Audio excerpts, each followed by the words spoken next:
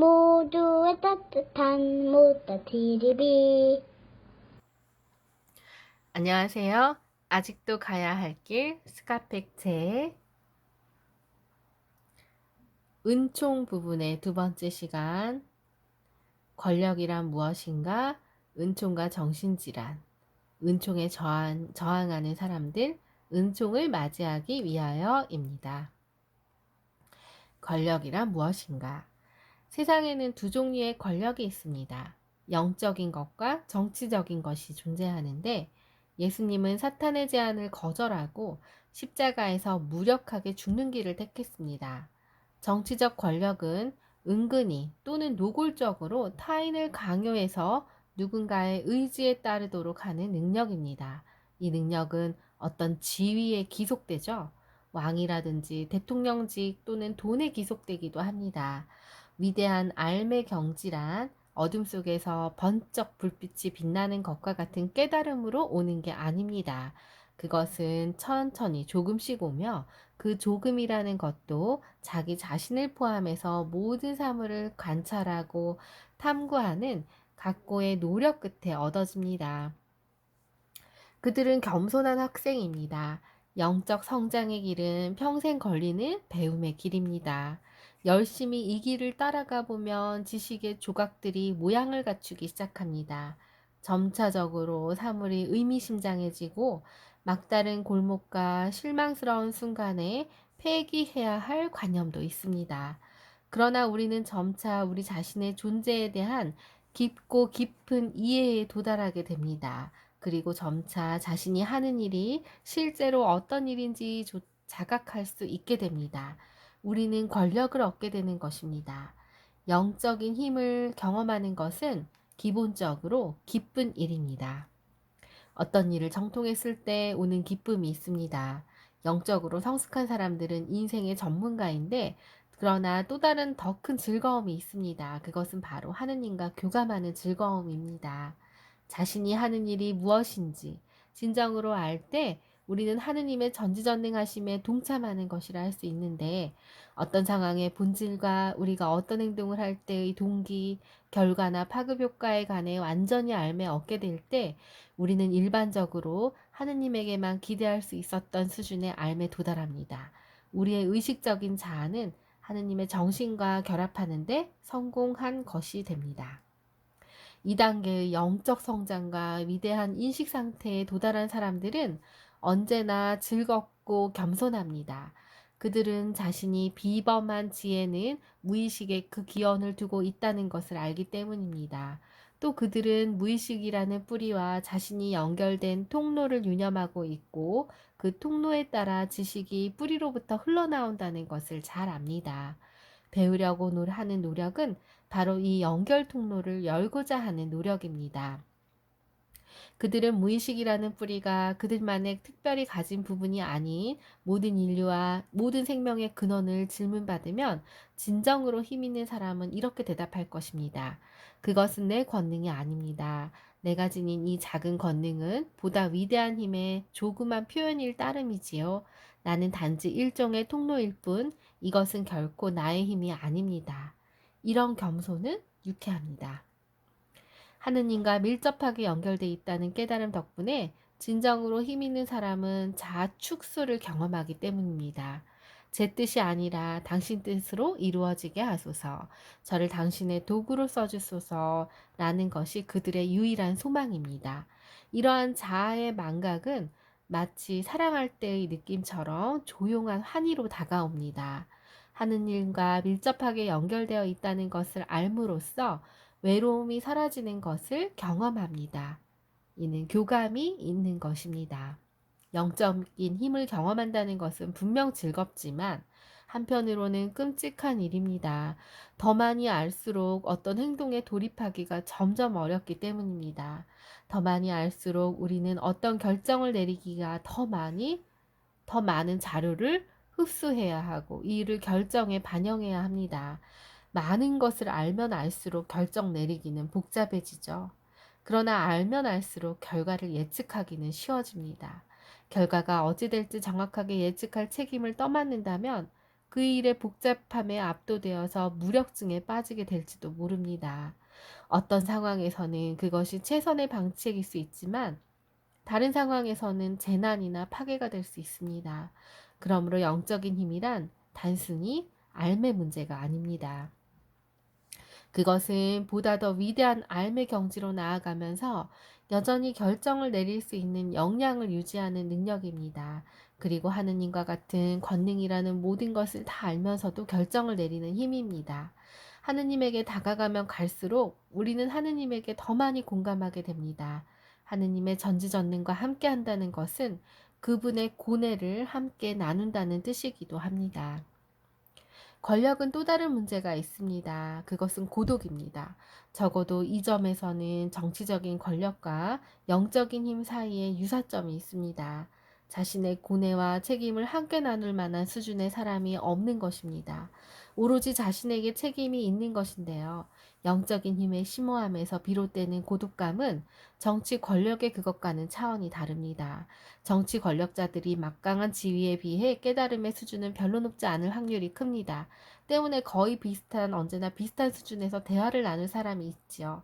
대통령이나 왕은 친구와 동지를 가질 수 있습니다.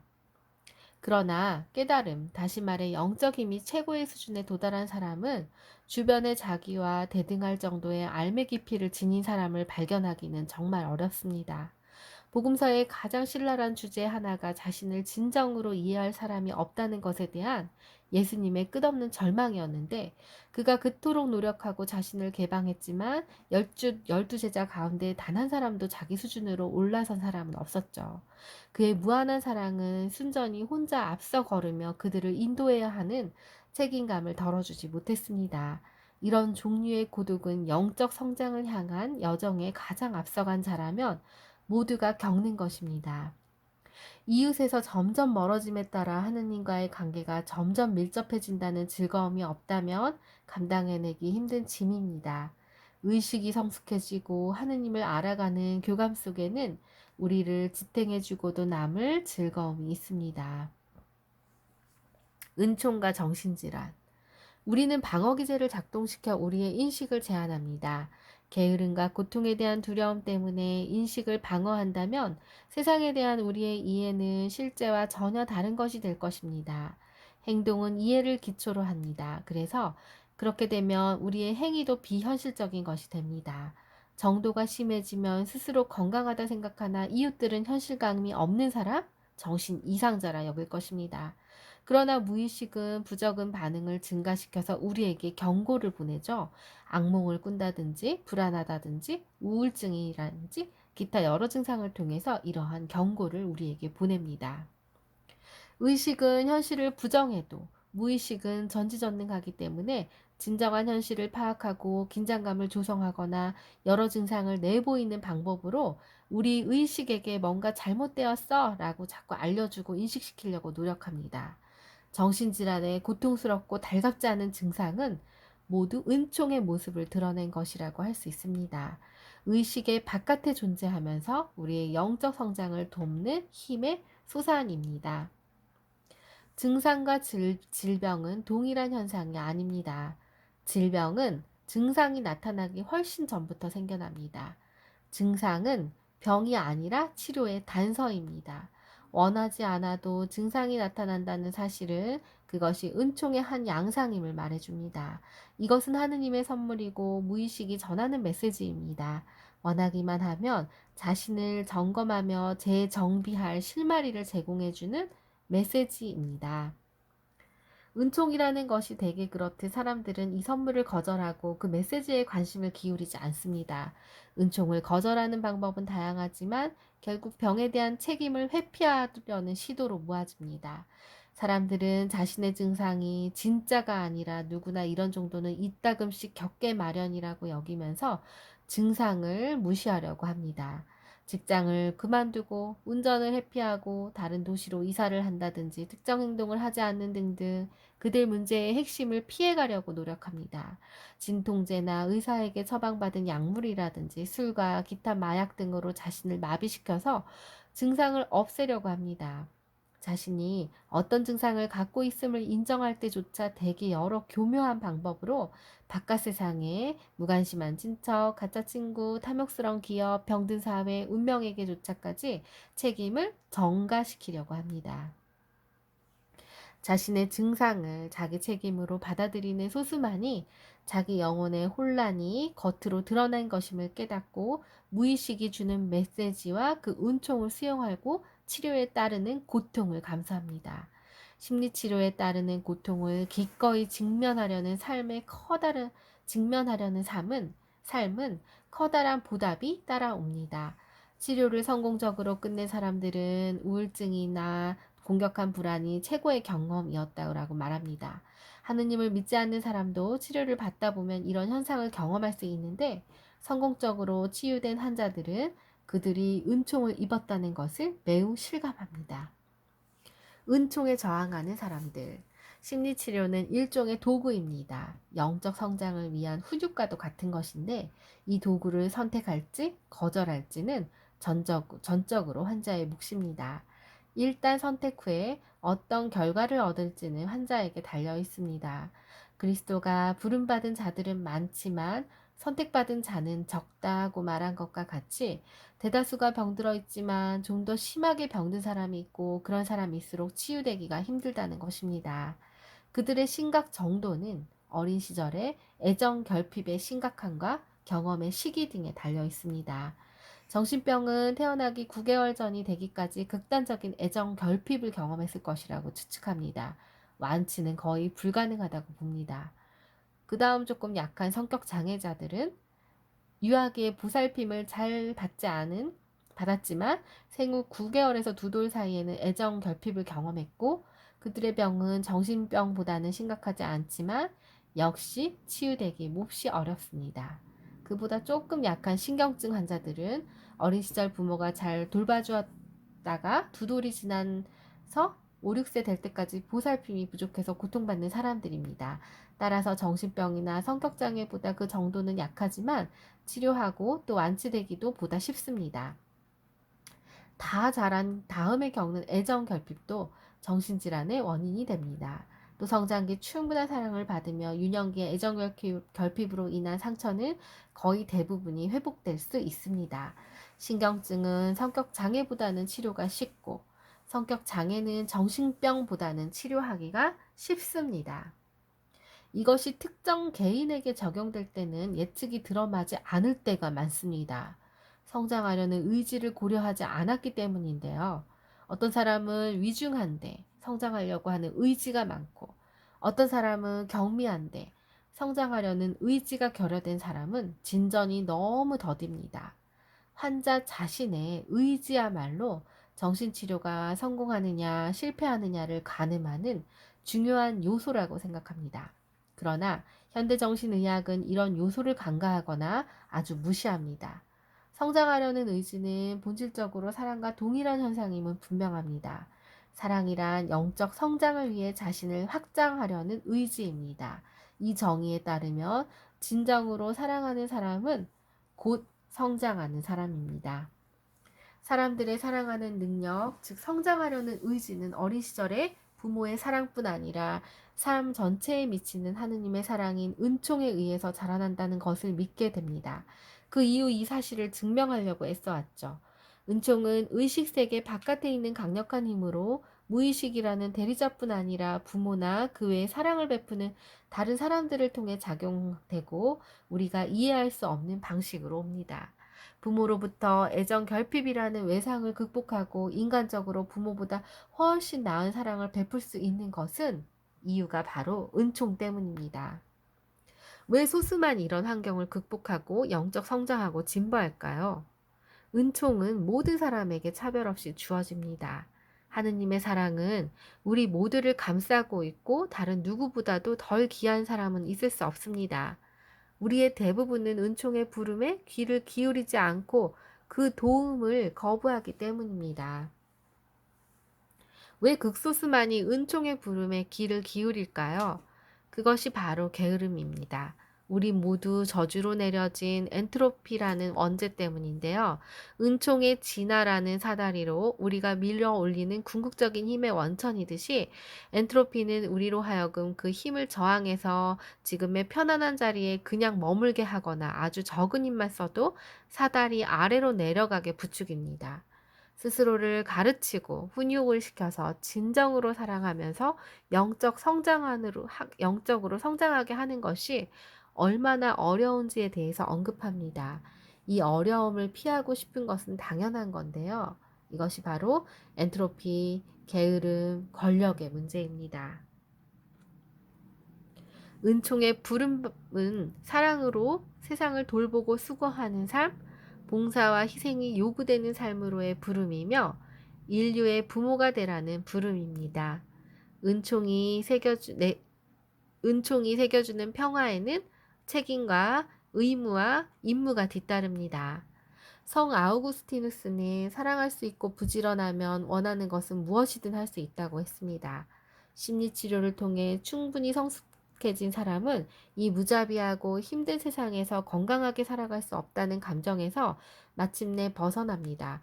그리고 원하는 것은 무엇이든 할 수 있는 힘을 지니게 됨을 어느 날 갑자기 깨닫게 됩니다. 이런 자유를 깨닫는 것은 놀랍고 두려운 일입니다. 그리스도 자신조차도 은총이란 예측할 수 없는 것이라고 니고데모에게 말한 바가 있습니다. 너는 바람 소리를 듣고도 어디서 불어와서 어디로 가는지를 모른다. 성령도 그와 같다. 성령이 하늘로부터의 이 삶을 다음에 누구에게 선사할지 우리는 모른다. 지금껏 은총이라는 현상을 많이 논의해 왔지만 역시 그 본질은 미스터리임은 인정하지 않을 수 없습니다. 은총을 맞이하기 위하여 부름받은 이는 많지만 선택받은 사람은 적다. 극소수만의 은총에 부름받음을 주의를 기울이는 것으로 해석합니다. 우리는 은총에 의해 축복받을지 말 것인지는 선택의 문제입니다. 우리는 꿈이라고 하는 것이 우리에게 주어진 은총이라는 선물의 여러 형태 중에 하나임을 알았는데요. 은총이 취할 수 있는 다른 여러 형태가 갑작스러운 통찰력, 예감, 동시 발생적인 것, 우연한 깨달음에 대해서도 똑같이 역설적인 접근이 필요합니다. 또 사랑에 대해서도 마찬가지인데요. 누구나 사랑받길 원합니다. 그러면 먼저 우리 자신을 사랑스러운 사람으로 만들어야 하고 또 사랑받을 준비를 갖추어야 합니다. 자신을 잘 훈육하고 사랑 넘치는 사람으로 만들어감으로써 사랑받는 사람이 될 수 있습니다. 사랑받고자 노력해서 사랑받고자 원한다 해서 사랑받을 수 있는 것은 아닙니다. 그럴 땐 오히려 의존적이고 겉멋이 같아져서 진정으로 사랑하는 것과는 더욱 거리가 멀어집니다. 그러나 보답을 받으려는 원초적인 욕망 없이 자신과 타인을 잘 보살핀다면 우리는 사랑스러운 사람이 될 것입니다. 또 굳이 구하려 하지 않았던 사랑의 보답이 우리를 찾아올 것입니다. 인간의 사랑이 그러하고 하느님의 사랑도 그러합니다. 은총에 관한 이 부분의 주된 목표는 영적 성장을 위한 여행자들이 우연한 깨달음이라는 능력을 배울 수 있도록 돕는 것입니다. 또 우연한 깨달음을 재능 자체가 아닌 의식 밖의 영역에서 오는 은총을 알아보고 그 선물을 활용하는 학습된 능력으로 다시 정의하려 합니다. 이 능력에 힘입어 영적 성장을 향한 여행은 우리의 의식적인 의지가 할 수 있는 것보다 훨씬 정확하게 하느님의 보이지 않는 손과 상상할 수 없는 지혜에 따라 바른 길로 인도됩니다. 그렇게 인도됨으로 인해서 여행은 더욱 빨라집니다. 이런 개념들은 부처, 예수, 노자, 그 밖의 여러 성현들에 의해서 이미 여러 방식으로 제시되어 왔습니다.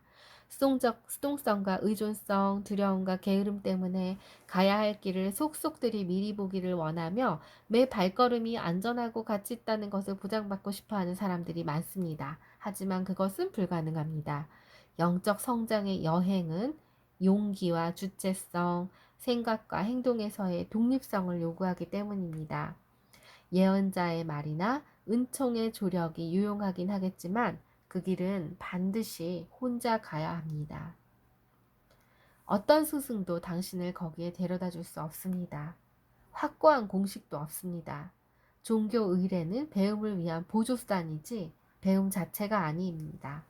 영성체를 하고 아침 식사 전에 성모성을 5번 해고 동쪽이나 서쪽으로 경배하고 일요일 아침 교회 가는 일, 우리 모두를 목적지까지 데려다 주지는 못합니다. 어떤 말로도 어떤 가르침으로도 영적 순례자가 자신의 길을 택해야 할 필요성, 즉 노력하고 고뇌하면서 하느님과 하나 되기 위한 고유한 환경을 극복하며 나아가야 할 필요성을 덜어주지는 못합니다. 이런 문제를 진정으로 이해하고 있어도 영적 성장을 향한 여행은 너무나 외롭고 어려워서 우리는 종종 낙담합니다. 우리가 과학시대를 살아간다는 사실은 한편으로 유익하지만 한편으로는 커다란 실망을 주기도 합니다. 우리는 우주의 기계론적인 원리를 믿지만 기적은 믿지 않습니다. 과학을 통해 우리는 우리의 거주지가 수많은 은하계 중에 한 은하계, 그 안에서도 길 잃은 별에 딸린 하나의 행성임을 알게 됩니다. 우리가 우주의 광대함 속에 길을 잃은 것처럼 과학은 우리로 하여금 의지에 속하지 않은 내적인 힘에 의해 무력하게 결정되고 지배받는 존재라는 이미지를 갖게 만들었습니다. 과학으로 측정할 수 없는 거대한 우주 속에 내면적으로 이해할 수 없고 눈에 보이지 않는 심리적이고 화학적인 힘에 좌우하는 우리라는 존재가 개체로서든 종족으로든 무슨 의미야 존재가 하겠습니까? 그러나 과학의 어떤 방식으로든 은총이라는 현상이 실제함에 깨닫게 해주는 도구가 되기도 합니다. 은총이 실제하고 있음을 일단 깨닫는다면 자신이 무의미하고 무가치하다는 생각은 사라질 것입니다. 우리 자신과 의식적 의지를 넘어 성장과 진보를 돕는 강력한 힘이 존재한다는 사실은 자신을 온통 뒤죽박죽 하찮은 존재로 여기는 생각을 뒤집어 엎기에 충분합니다. 이러한 힘의 존재는 우리가 일단 그 존재를 깨닫기만 하면 인간의 영적 성장이 인간 자신보다 더 위대한 어떤 존재에게는 대단히 중요하다는 사실을 확신시켜 줍니다. 이 어떤 존재를 우리는 하느님이라 부릅니다. 은총이 실제한다는 사실은 하느님의 실제뿐 아니라 하느님의 의지가 개개인의 영혼이 성장하는 데에 쏠려 있다는 사실에 관한 명백한 증거입니다. 우리는 변두리가 아닌 하느님의 비전과 하느님의 관심 중심에서 하느님의 눈으로 살아갑니다. 우리가 아는 이 우주는 하느님 나라로 들어가는 한 개의 디딤돌 역할을 하는데요. 우리는 더 이상 길 잃은 미아가 아닙니다. 오히려 은총의 실제는 인간이 우주의 중심에 있음을 시사합니다. 지금의 시간과 공간은 우리가 감행할 여행을 위해서 존재합니다. 환자들이 자신의 중요성을 확신하지 못하고 우리 작업에 수반되는 노력이 너무 힘들어서 마음 상해할 때 가끔 저자는 인류는 진화라는 도약을 하는 중이라고 말해줍니다. 우리가 이 도약에 성공할지 실패할지는 전적으로 당신의 개인적인 책임이에요 라고 말합니다. 그것은 역시 마찬가지로 우주라는 디딤돌은 우리의 길을 준비하기 위해 만들어졌습니다. 그러나 한 사람 한 사람이 스스로 뛰어넘어야 합니다. 은총으로 말미암아 우리는 휘청거리지 않을 수 있고 은총으로 말미암아 우리는 환영받고 있음을 압니다. 더 이상 무엇을 바라겠습니까? 이상 시청해 주셔서 감사합니다.